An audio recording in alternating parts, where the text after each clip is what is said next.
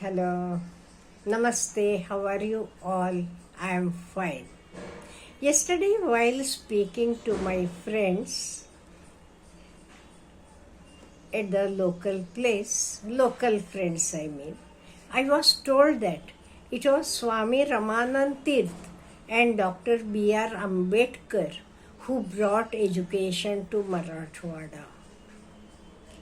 They told it is because of them, that is Swami Ramanand Tirth and Dr. Ambedkar, we are educated. They brought the education here, and that is why throughout our life we will be grateful to these two people. I was really surprised.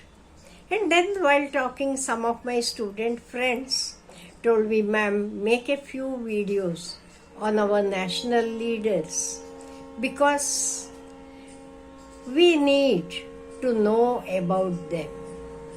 So I thought I will start from Dr. B.R. Ambedkar because I respect him a lot. Because from the conditions he came up and the place till he reached, awesome it is. There are no other words. So I felt that let me start this series with Dr. B.R. Ambedkar, who is also called father of our constitution because he was the president of drafting committee. Okay, so now let us talk about B.R. Ambedkar, Bhimrao Ramji Ambedkar. He was a prominent leader of freedom movement, and as I told you, he is referred or called as the architect of the Indian Constitution. He played an important role in drafting the Constitution of India, and later when India became independent, he became the first law minister. He was awarded the Bharat Ratna posthumously in the year 1990. Posthumously means after his death. B.R. Ambedkar was born on 14th April 1891 in a low caste family and had to face discrimination throughout his life. He studied at Elphinstone School and Elphinstone College, Mumbai. He graduated in political science and economics from the University of Mumbai. In those days it was called Bombay. In 1913 he went to study at Columbia University in New York on scholarship. He received a PhD in economics and later went to England. There he studied at the London School of Economics and at Gray's Inn, and he qualified as a barrister, advocate. After returning to India in 1923, he started his legal practice at Mumbai High Court. While working as a lawyer, he devoted a lot of time to discuss social issues which were existing in our country about the depressed classes and giving them the rights required like all others. In 1927, he led a satyagraha in Mahad in Maharashtra to ensure that the depressed classes got the right to draw water from the public Chaudhar lake or tank. Till then, You are knowing the people belonging to the lower caste, they were not allowed to draw water from the public wells. Just imagine, untouchables were not allowed in the temple. So even he started a movement at Kalram Temple, Nasik, and fought for the right of the untouchables to enter the temple. And in 1936, Ambedkar founded the Independent Labour Party, and in 1942, he had the distinction of becoming the first untouchable to be nominated to the Viceroy's Executive Council as the Minister of Labour. Just imagine. His reputation as a scholar led to his appointment as the chairman of the drafting committee on 29th August 1947.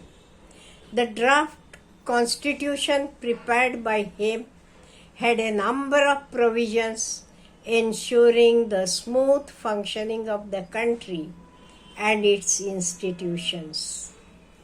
It gave India a parliamentary form of government and guaranteed its citizens a wide range of rights, including the freedom to practice any religion. Mind you, that is why we are having the right to follow religion of our own choice. It provided for the abolition of untouchability, ensuring equality of all classes. Ambedkar argued in favor of far-reaching economic and social rights for women. See, even for the sake of women, he worked a lot, and that is why also I respect him a lot, because he understood our trouble, he understood our conditions. He was a progressive thinker and felt that the provision of the constitution should be amendable to meet the demands of a nation that was in the process of evolution. After India became independent, B.R. Ambedkar served as the first law minister of the country. He breathed his last on 6 December 1956.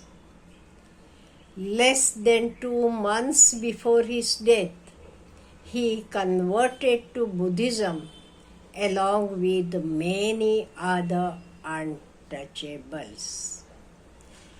And you are knowing, even his name was changed by a teacher in his school in Satara.